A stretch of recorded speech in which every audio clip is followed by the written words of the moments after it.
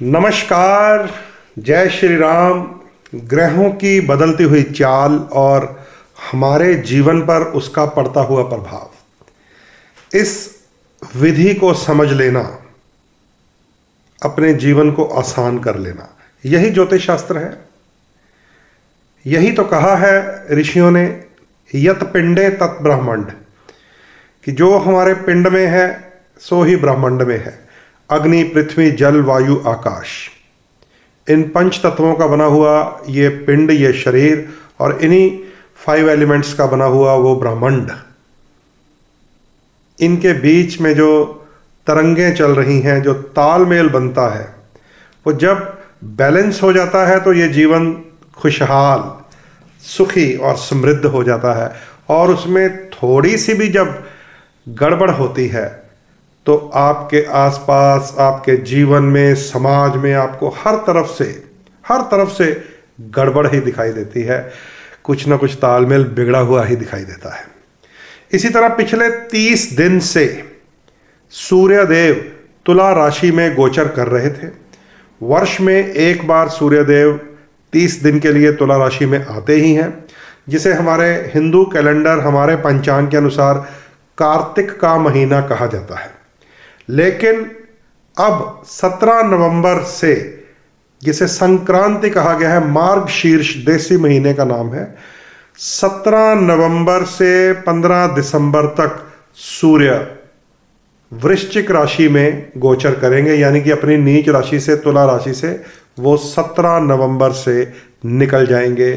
तो वही सूर्य जो पिछले 30 दिन से नीच की राशि में गोचर कर रहे थे, वही सूर्य राजदंड का कारण बने हुए हैं, या कहें कि बने हुए थे। क्योंकि अब जब मैं आपसे ये बात कर रहा हूं तो आज 18 नवंबर है। तो पिछले 30 दिन में आपने देखा कि किस प्रकार बड़े बड़े ऑफिसर्स के ऊपर, खासकर हमने पंजाब में देखा कि बड़े बड़े आईपीएस ऑफिसर्स के ऊपर, उनके ऊपर ही पुलिस केस पड़े हैं। और उनके साथ जब उनका करप्शन का नेक्सस खुला तो और भी ना जाने कितने ऑफिसर उसकी चपेट में हैं, लपेट में हैं, किसी की आवाज़ तक नहीं निकल रही। इतना ताना बाना खुल गया। ये हर साल होता है, और इसी महीने में होता है, कार्तिक के महीने में, जब सूर्य तुला राशि में नीच हो जाए। हर साल, चाहे वो कोई प्रशासनिक अधिकारी हो, चाहे हमारी व्यक्तिगत कुंडलियों में कोई कमी हो, सूर्य नीच हो, या 12वें घर के साथ राहु या शनि का संबंध हो, 8वें घर के साथ हो, 6ठे घर के साथ हो, शनि का विशेषकर, तो राहु का रूप बिगड़ जाता है और ये जेल यात्रा का कारक बन जाता है, यही राहु।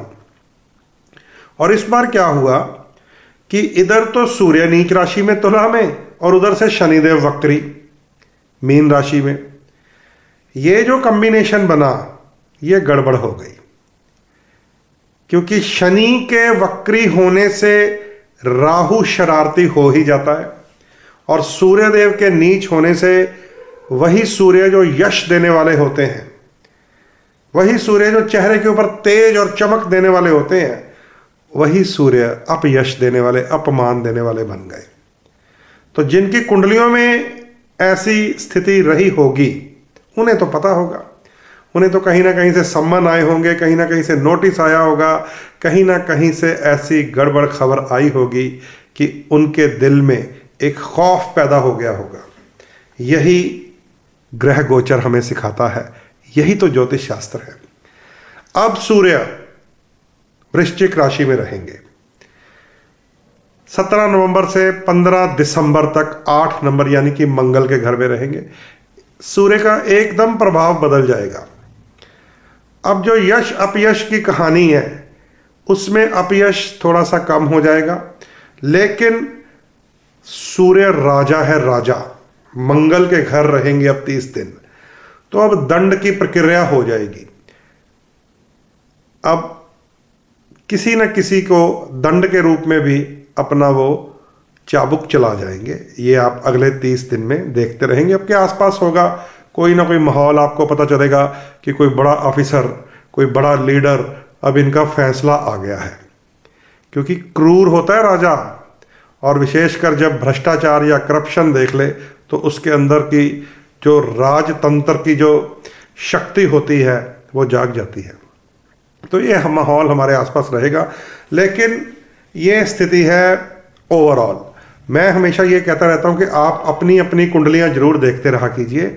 उसमें ऐसी स्थिति तो नहीं है कि शनि छठे या 8वें या 12वें घर में हो, या राहु का संबंध 12वें या 8वें घर से हो, और वहाँ पर भी सूर्य आपका सहायक ना हो, तो ये समय कहीं ना कहीं कोर्ट कचहरी, थाना मुकदमा, पुलिस का चक्कर, पुलिस स्टेशन से फ़ोन आ ही जाता है। तो ये गड़बड़ योग है, जेल यात्रा योग ऐसे ही बनते हैं। तो अपना अपना ध्यान जरूर रखें, अपनी अपनी कुंडली जरूर दिखाते रहा कीजिए, समझते रहा कीजिए।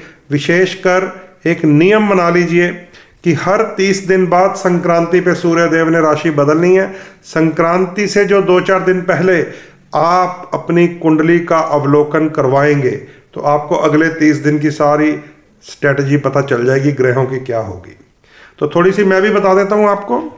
शनि देव अभी भी 29 नवंबर तक वक्री रहेंगे। इसका अभी भी हमें थोड़ा ध्यान रखना है, विशेषकर जिन लोगों की कुंडली में शनि की ही महादशा हो या फिर राहु की महादशा हो। यह भी याद रख लीजिए, राहु की महादशा में भी शनि के ऊपर दृष्टि रखनी पड़ेगी, क्योंकि शनि जब भी अस्त हो जाए, वक्री हो जाए, नीच राशि में चला जाए, ऑफ हो जाए, किसी तरीके से डाउन हो जाए, नेगेटिव हो जाए, तो सबसे ज़्यादा असर राहु वालों पे आ जाता है। वो बहुत परेशान हो जाते हैं, उनका मेंटल स्ट्रेस बढ़ जाता है, उनके आसपास लीगल प्रॉब्लम्स जैसी समस्याएं बननी शुरू हो जाती हैं। तो विशेष ध्यान रखें, जिनके ऊपर राहु की महादशा है, शनि की महादशा है, या इनके अंतर दशाएं चल रही हैं, 29 नवंबर तक आपके लिए ये शुभ नहीं है। विशेषकर जिनकी कुंडली भी शनि प्रधान है, जिसे हम दैत्य श्रेणी की कुंडली कहते हैं, जिन्हें हम कहते हैं नीलम धारण कीजिए, पन्ना धारण कीजिए, ओपल धारण कीजिए, वो दैत्य श्रेणी की कुंडली होती है, जिसमें मैं बता भी देता हूं आपको, वृष लगन, तुला लगन, मिथुन लगन, कन्या लगन, मकर लगन और कुंभ लगन आते हैं।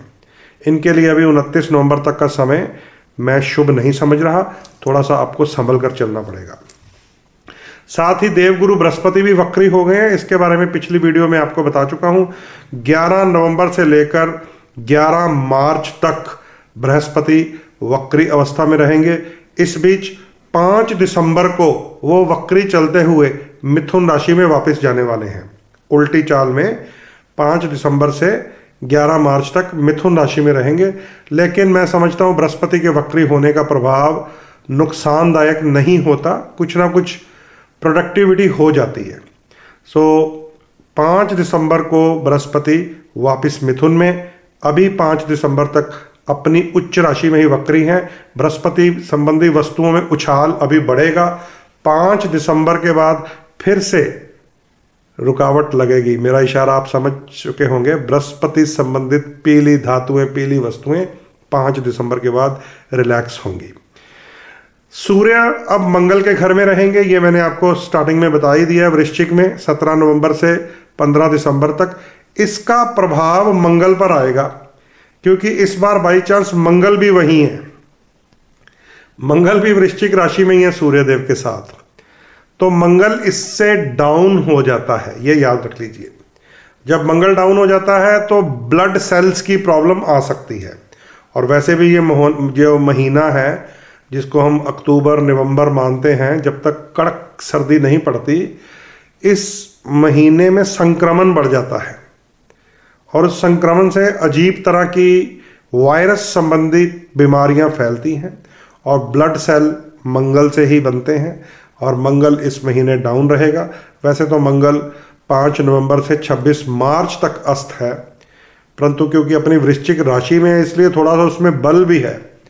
अपने ही घर में बैठा है, कमज़ोर चाहे है, तो कहीं ना कहीं कभी ना कभी जब उसका बल चलता है तो आपके सामने कहीं अग्निकांड, कहीं बम विस्फोट, कहीं गोलीकांड हो ही जाता है।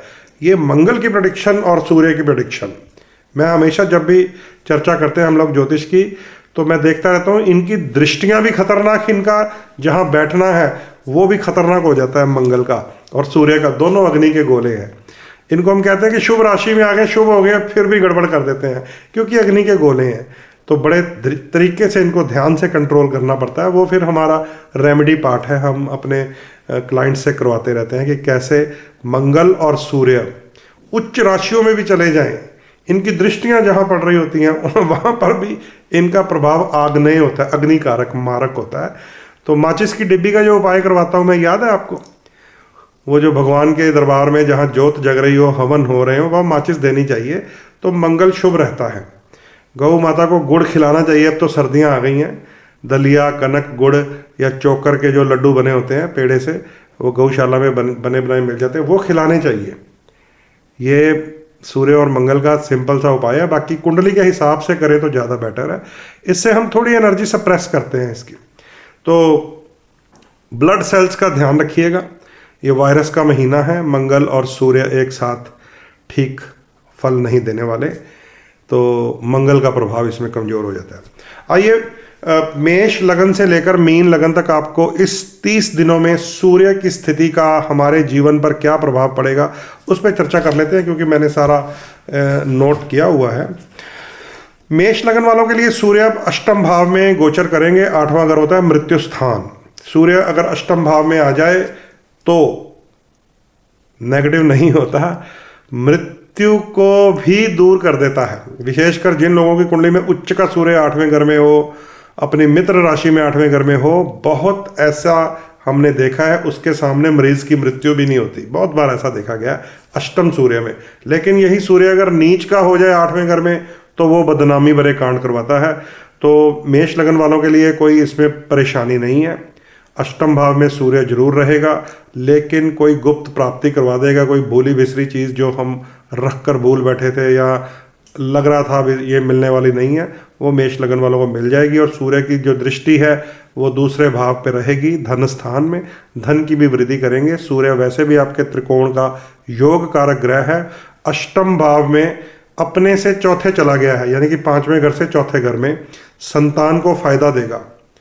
पंचम भाव से सुख स्थान में चला गया सूर्य, संतान से सुख स्थान में, स्टूडेंट से सुख स्थान में, लव अफेयर से सुख स्थान में।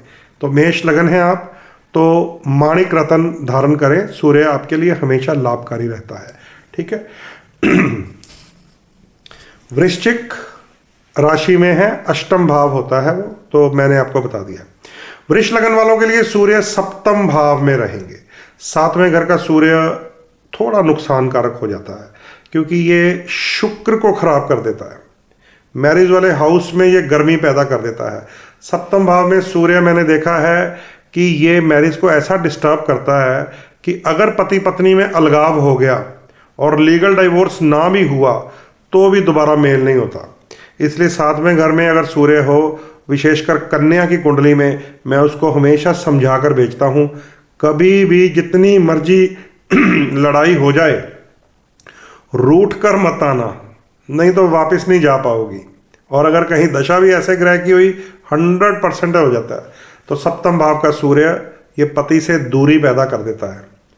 खासकर उन लोगों की कुंडली में ये सूट करता है जिनके हस्बैंड वाइफ ट्रैवल में रहते हैं या उनकी जो ट्रांसफर्स होती रहती हैं और एक दूसरे से काफ़ी देर बाद मिलते हैं, उनको तो ये सप्तम सूर्य सूट कर जाता है।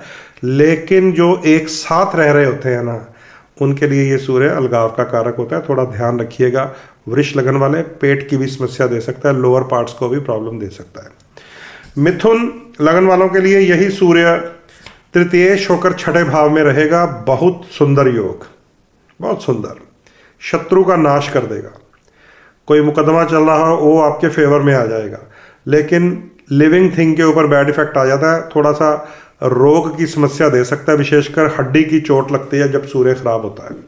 सूर्य हृदय आघात भी करवा देता है, हार्ट का भी कारक सूर्य होता है। तो थोड़ा ध्यान रखिएगा, अपनी सेहत को बचाइए। शत्रु कर्जा दूर होने वाले हैं। ये 30 दिन बड़े लकी हैं आपके लिए। कर्क लगन की बात करें तो यही सूर्य सेकंड लॉर्ड और 5वें घर में, बहुत शुभ योग। त्रिकोण में चले गए सूर्य आपको फायदा देंगे, धन स्थान के स्वामी हैं। वाणी में मधुरता लाइए। सूर्य देव का उपाय करना चाहिए आपको ताकि धन की प्राप्ति हो, संतान का फायदा हो जाए, क्योंकि पंचम भाव संतान का है, विद्यार्थियों का फायदा हो जाए। लव अफेयर्स में ये फायदा दे देता है। उपाय बहुत प्यारा है। राम जी के दरबार में आपको तांबे के लोटे में दलिया और गुड़ रखना चाहिए, क्योंकि राम जी ही सूर्यवंशी हैं, उन्हें सूर्य की वस्तु अर्पित करनी चाहिए। कर्क लगन वालों के लिए विशेष तौर पर सूर्य का रतन माणिक धारण कर लेना चाहिए, क्योंकि द्वितीयेश है, धन की वृद्धि होनी शुरू हो जाती है। कुंडली में सिर्फ हम ये देखते हैं कि किस भाव में, किस राशि में है। अगर नेगेटिव राशि में हुआ तो उस राशि के स्वामी के दान कीजिए, लेकिन रतन धारण कर लीजिएगा, आपको पैसे की प्राप्ति होगी। ये महीना भी आपके लिए अच्छा है। सिंह लगन लग्नेश है आपका सूर्य, और सुख स्थान में रहेगा चौथे घर में, तो कुछ भी कहने की जरूरत नहीं है। धन की भी प्राप्ति, सुख की भी प्राप्ति, गाड़ी भवन वाहन की प्राप्ति, व्हीकल ले सकते हैं आप, माँ का सुख मिल सकता है। तो आपके लिए भी सूर्य रूबी ही है, तो रूबी धारण करें। सूर्य देव का पाठ कर सकते हैं, ओम गृहिणी सूर्याय नमः। सूर्य देव को जल अर्पित करें, आदित्य हृदय स्तोत्र पढ़ें। सिंह लगन आपका है, सूर्य की बहुत ज़बरदस्त ऊर्जा होती है आपके अंदर। तो रोज सुबह जब सूर्य केसरिया रंग के होते हैं, ऑरेंज कलर के होते हैं, तो आपको सूर्य देव को जल अर्पित करना चाहिए। और इस प्रकार अर्पित करना चाहिए जब जल की धारा गिर रही होती है, उसके बीच में से आपको सूर्य नजर आए, तो बहुत शक्ति मिलेगी आपको। केसरिया रंग का सूर्य समझ लीजिए, जब सूर्य उदय होते हैं। कई लोग 10, 11, 12 बजे सूर्य देव को जल चढ़ा रहे होते हैं, छत पे मैं देखता हूँ या मंदिर में मैं देखता हूँ, उसका कोई फायदा नहीं होता, क्योंकि सूर्य वो शक्ति है जो आपके हाथ से, आपकी अंजुलि से जल उठा लेता है। आपका चढ़ाया हुआ जल वेपोरेशन, वाष्पीकरण के थ्रू आप कहीं भी पहुंचा सकते हैं। आप यहां बैठकर संकल्प करें कि मैं ये जल अपने खेतों में पहुंचाना चाहता हूं, और सूर्यदेव को प्रार्थना कर दो, वहां पर बारिश हो जाती है। सुन लीजिए, ये शक्ति है, ये प्रकृति है, ये नेचर है। इन्हीं नदियों में से सूर्य जल उठाता है और मानसून के समय में ऐसी ऐसी जगह पर पहुंचा देता है जहां पर लोग सोचते हैं जहां पानी नहीं कभी आ सकता, वहां भी बाढ़ आ जाती है। और वो एक नेचुरल फिनोमिना है, और ये हमारी अरदास की शक्ति है, ये हमारी प्रार्थना की शक्ति है कि हम सूर्य देव की तरफ मुख करें और कहें कि हे सूर्य देव, आपको हम जल अर्पित कर रहे हैं। इसका हमें प्रयोग कहाँ करना है, ये प्रार्थना कर रहे हैं।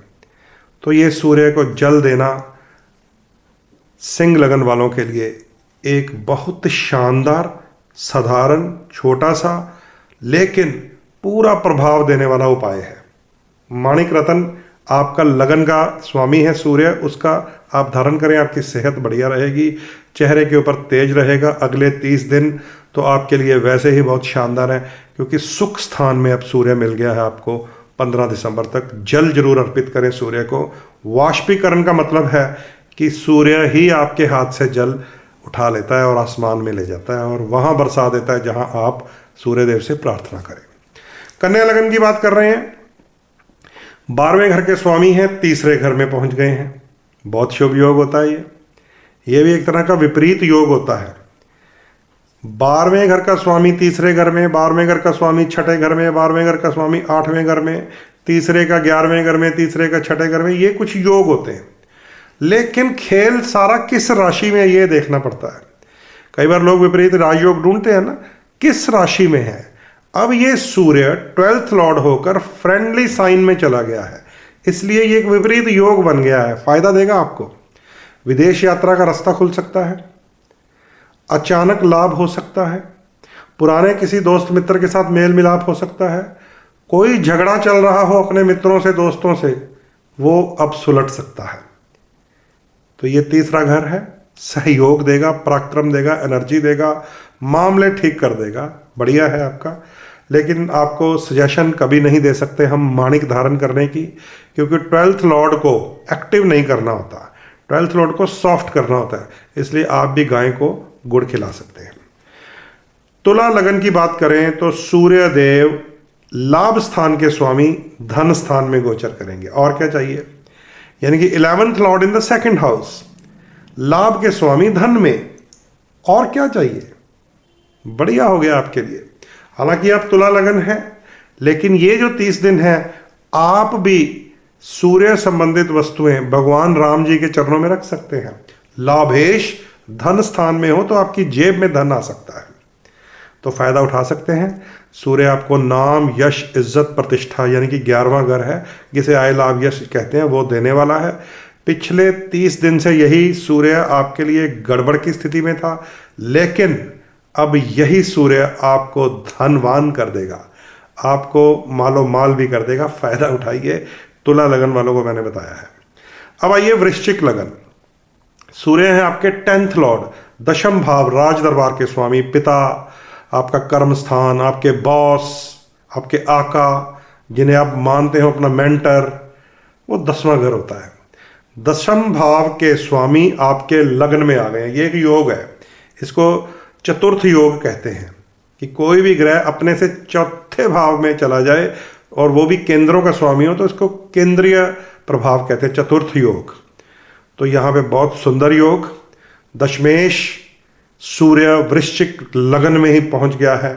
चेहरे के ऊपर तेज आएगा, नूर आएगा, रौब बढ़ जाएगा, लोगों के ऊपर प्रभाव बढ़ेगा, यश की प्राप्ति होगी। आप भी सूर्य को जल दिया कीजिए, आप भी माणिक धारण कीजिए। तांबे को सूर्य कहा गया है, कॉपर में पानी पीना शुरू कर दीजिए, आपके अंदर शक्तियां बढ़ेंगी। आपका तो वैसे ही दशमेश है, राजनीति का यही ग्रह है, सरकार का यही ग्रह है, फादर यानी कि पिता का यही ग्रह है, कर्म का यही ग्रह है, इसको तो मजबूत रखना चाहिए। तो आप भी ओम घृणी सूर्याय नमः, सूर्य देव की पूजा करें, सूर्य देव को जल चढ़ाएं, माणिक धारण करें। अब आइए धनु लगन की बात करें। धनु लगन का सूर्य भाग्य का स्वामी होता है, बहुत इंपॉर्टेंट प्लैनेट है। अब 12वें घर में गोचर करेगा। अब जब भाग्य का स्वामी 12वें घर में गोचर करे तो इंपोर्ट, एक्सपोर्ट, विदेश यात्रा, अब्रॉड रिलेशनशिप शुरू हो जाती है। अगर शुभ योग हो तो 100% आप प्रयास करेंगे तो आपका कुछ ना कुछ इंपोर्ट एक्सपोर्ट का सिस्टम, फॉरेन की यात्रा, अब्रॉड का सिस्टम बन जाता है। देखना पड़ेगा आपकी कुंडली में दशा अंतरदशा कौन सी है। ये एक सबके लिए एक प्रोस्पेक्टिव बन गया है। अब किसको लाभ होगा किसको नहीं होगा, आपकी कुंडली की दशा अंतरदशा बताएगी। फिर भी भाग्य का स्वामी है, 12वें घर में है, विदेश संबंधित कार्यों में फायदा देगा, अन्यथा थोड़ा बहुत कुछ खर्चा भी करवाएगा आपका।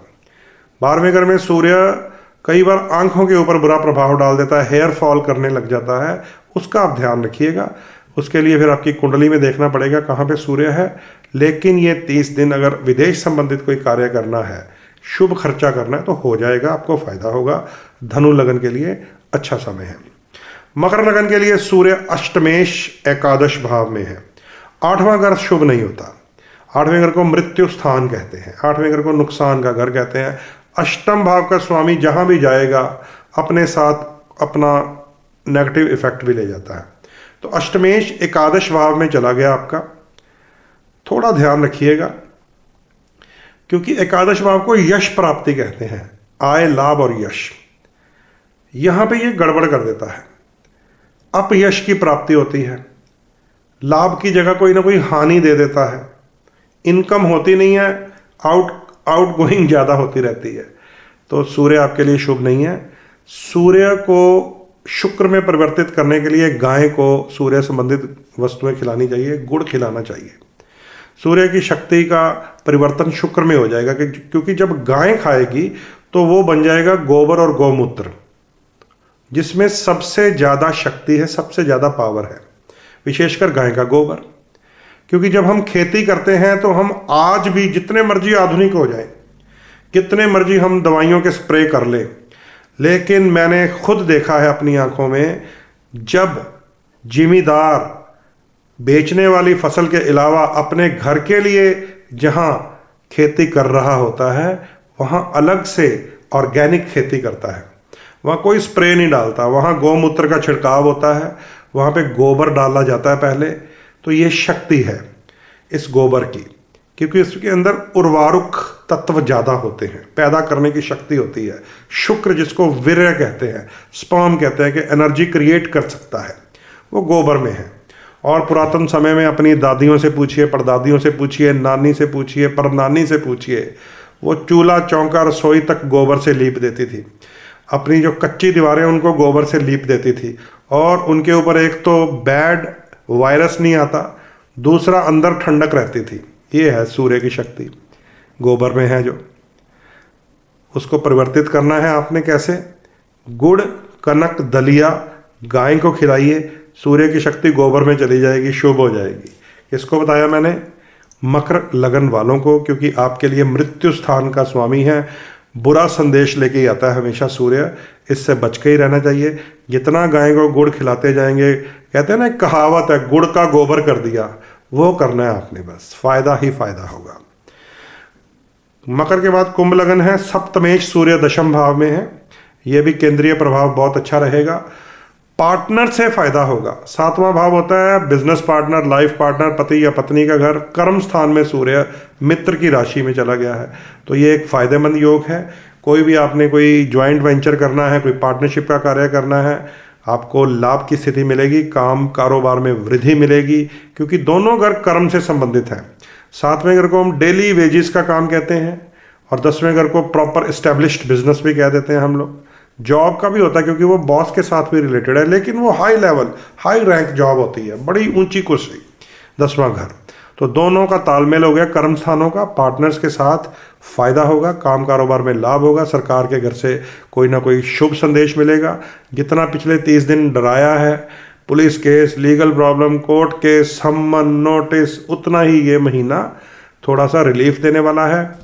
लेकिन इस महीने में, पिछले महीने में हुई कार्रवाइयों के रिजल्ट आने हैं, ये याद रख लीजिए। यहाँ पे थोड़ा सूर्य क्रूर होता है, तो अच्छा रहेगा आपके लिए कुंभ लगन वालों।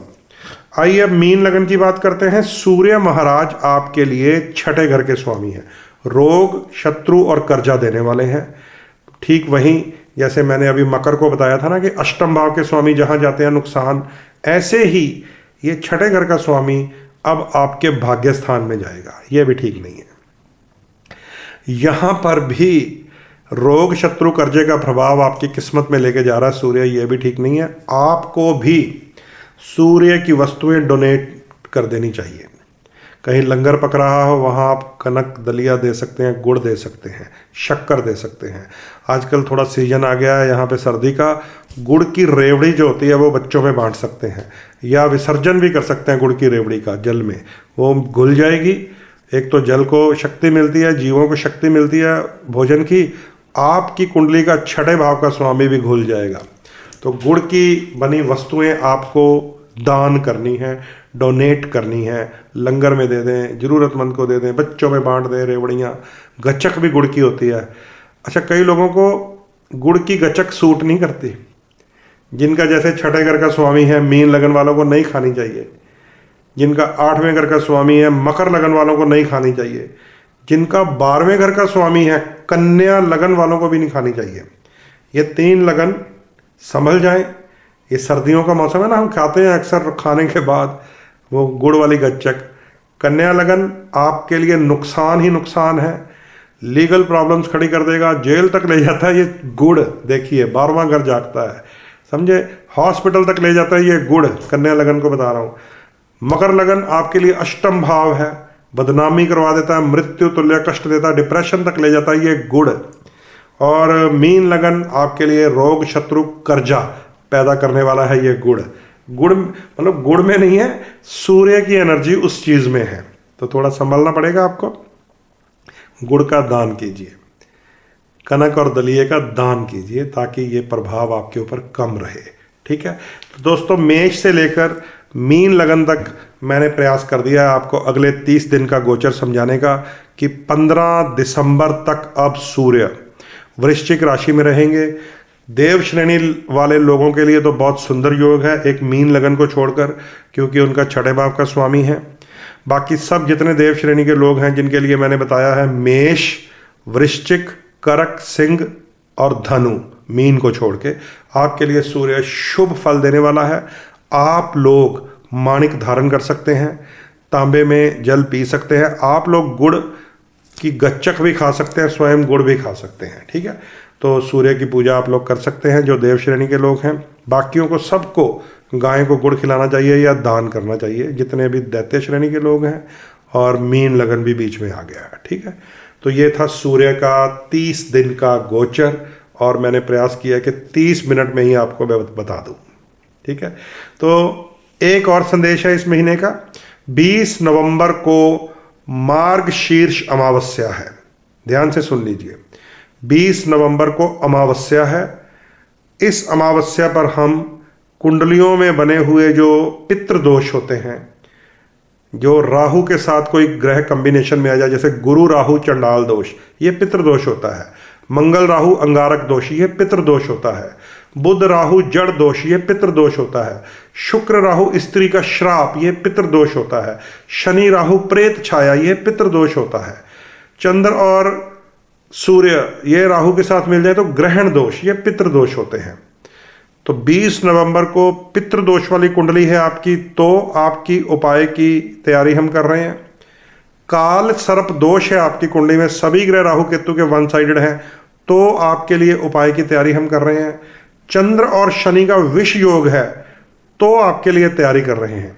इस बार स्पेशल अनाउंसमेंट इसलिए कर रहा हूं क्योंकि ये वक्री शनि में आई है अमावस। इसका महत्व जो ज्योतिष के प्रेमी हैं उन्हें पता है, एस्ट्रोलॉजर्स को तो पता ही है। वक्री चल रहा है शनि, भयंकर समय होता है। राहु का प्रभाव हमारे जीवन में अनिष्ट पैदा कर देता है, इसलिए जब शनि वक्री हो तो उस ग्रह का मुंह भरना चाहिए। समझ गए? जब शनि ठीक है, ग्रह शांत है, तो हम उस समय उपाय करते हैं तो वो उसका कुछ अलग मतलब होता है। जब ग्रह के अंदर ही एक डिमांड है, वक्री है, तो उस समय उसका मुंह भरते हैं तो छुटकारा मिल जाता है कई परेशानियों से। इसलिए स्पेशल अनाउंसमेंट है, 20 नवंबर को अमावस्या पर राहु केतु और शनि जनित जितने भी दोष होते हैं, जिसमें पितृदोष, विष योग, अंगारक दोष, सर्प दोष ये आते हैं, उनकी पूजा करने जा रहे हैं, उनका उपाय करने जा रहे हैं। उसकी आप बुकिंग करवा सकते हैं।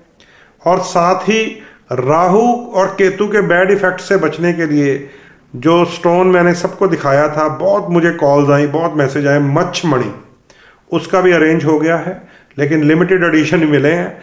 तो वो भी जिन जिन लोगों ने बुकिंग करवाई हुई है उनको तो मिल ही जाएंगे, और भी अगर किसी को चाहिए तो ऑलरेडी बुकिंग करवा दीजिए, फिर हम उसके हिसाब से मंगवाते रहते हैं। ठीक है, क्योंकि जब हम त्रिकोण अपने साथ रखते हैं, जैसे मैंने मूंगा, मोती, पुखराज धारण कर लिया, और मच्छमणि धारण करने से फायदा होता है कि आसपास राहु की औरा नहीं आती, ये अपना काम आराम से करते रहते हैं। उधर फिर जब हम राहु की पूजा करके विसर्जन करवा देते हैं तो वो औरा भी दूर चली जाती है। तो ये सिस्टम है हमारी रेमेडीज़ का। जो लोग मेरे साथ पिछले 20 वर्ष से जुड़े हुए हैं उन्हें तो पता ही है, वो तो हर साल, हर 3 महीने में, कुछ लोग हर महीने में करवाते हैं ये रेमेडीज़ अपनी ज़रूरत के अनुसार, और उनको परमात्मा ने कामयाबियाँ दी हैं। हमारे साथ बहुत सारे लोग जुड़े हुए हैं। आप लोग भी अगर किसी समस्या से ग्रस्त हैं, एक तो अपनी कुंडली दिखा सकते हैं, दूसरा ये उपाय की बुकिंग करवा सकते हैं। जेम स्टोन्स तो ये जो रेगुलर जेम्स है वो तो हमेशा अवेलेबल होते ही हैं। उनमें जो मच्छमणि की बात कर रहे थे पिछले कुछ दिनों से, वो भी इस समय अवेलेबल है। वो भी अगर आप प्राप्त करना चाहते हैं तो आप पहले ही बुकिंग करवा लीजिए। ठीक है, तो ये था सूर्य देव का गोचर। दोबारा बता देता हूँ, 17 नवंबर से 15 दिसंबर तक अब सूर्य वृश्चिक राशि में रहेंगे। शनिदेव 29 नवंबर तक वक्री हैं, थोड़ा सा अभी भी संभल कर रहिएगा। शनि जन आक्रोश का कारण बने हुए हैं, वक्री हैं, एकदम बवाल खड़ा हो जाता है और कुछ ना कुछ हाहाकार मचा देते हैं जब शनि वक्री होते हैं। बृहस्पति वक्री हैं, अभी तो कर्क राशि में ही रहेंगे, 15 दिसंबर को मिथुन में प्रवेश कर जाएंगे, तब उनका रोल बदल जाएगा, लेकिन नुकसानकारी नहीं होते बृहस्पति, बस ये इतना अच्छा है। मंगल महाराज अभी तो अपनी ही राशि में है, सूर्य देव के साथ है, लेकिन मंगल का जो अगला गोचर है ना, वृश्चिक से निकलकर धनु में जाना है। मैं पहले ही बता देता हूं आपको, जैसे ही मंगल धनु में जाएंगे, शनि की 10वीं दृष्टि में आने वाले हैं। जब भी शनि और मंगल का दृष्टि मेल होता है, अग्नि और तेल का मेल होता है, वो विस्फोटक समय होगा, शनि और मंगल का मेल। इसलिए पहले ही अपनी अपनी कुंडलियां दिखा लीजिए। जिनकी कुंडली शनि प्रधान है उन्हें हम शनि की शांति के उपाय बता देते हैं, जिनकी कुंडली मंगल प्रधान है उन्हें मंगल कैसे शांत रहे उनके उपाय हम पहले ही बता देते हैं। तो कुंडलियां चेक कराने के लिए आपके पास मेरा लिंक है व्हाट्सएप का नंबर है 9872065786। इस नंबर पे कॉल मत किया कीजिए, क्योंकि मैं हमेशा कहीं ना कहीं बिजी, किसी काम में, किसी कुंडली में, किसी पॉलिटिकल काम में, किसी सोशल काम में, कहीं ना कहीं बिजी होता है हमारा फ़ोन। तो कुछ लोग कहते हैं ना, आप फ़ोन करते रहते हैं, आप उठाते नहीं, तो कैसे उठा पाएंगे अगर किसी मीटिंग में होंगे। व्हाट्सएप मैसेज कीजिए, अपना नाम, डेट ऑफ बर्थ, टाइम और प्लेस आपको लिख कर मैसेज करना है, अपना प्रश्न बोल देना है आपको। अब तो उसमें एक फ़ायदा दिया होगा, आपको टाइपिंग करने की ज़रूरत नहीं है। डेट ऑफ बर्थ जरूर हम टाइपिंग करवाते हैं कि आप दोबारा चेक करें कि मैंने गलत तो नहीं टाइप कर दी। आप अपनी कोई बात बोलना चाहते हैं, छोटा सा वॉइस नोट बना दीजिए कि मुझे ये समस्या है, मेरा ये काम नहीं हो रहा, ये परेशानी है। तो उसके हिसाब से फिर हम आपको रेमेडीज़ भेजते रहते हैं। वो हमारा एक प्रोफेशनल सिस्टम है। वो जब आप जुड़ जाएंगे व्हाट्सएप में, आपको सारा धीरे धीरे 1 बाय 1 पता चलता रहता है। उसमें भी मैं आपको समझा दूँ कि जो लोग हमें अपनी डिटेल्स भेज देते हैं, उन्हें भी 24 to 48 आवर्स यानी कि 2 दिन की वेट भी करनी चाहिए, क्योंकि आपसे पहले बहुत सारे लोगों ने भेजे होते हैं। कुछ लोग कहते हैं ये लीजिए अपनी date of birth, time, place और मुझे अभी बता दीजिए। आप तो वेले ही बैठे होंगे, तो मैं वेला नहीं बैठा होता। मैं भी आपकी तरह बिजी रहता हूँ, काम करता रहता हूँ। सोशल मीडिया पे आप देखते रहते हैं कितनी चीज़ों में हम लोग इन्वॉल्व रहते हैं, चाहे वो सोशल काम हो, पॉलिटिकल काम हो, कम्युनिटी के काम हो, एस्ट्रोलॉजी के काम हो, धार्मिक मंच हो, सनातन का कार्य हो, गौ माता की सेवा के कार्य हो। हम हर चीज़ में कुछ ना कुछ अपना रोल अदा करते हैं कि इस धरती पे प्रभु ने अगर भेजा है तो सेवा करके जाएं। तो इसलिए जब भी आप अपना कोई प्रश्न भेजते हैं, डेट ऑफ बर्थ भेजते हैं, तो आपको कम से कम 48 घंटे तक वेट करना चाहिए।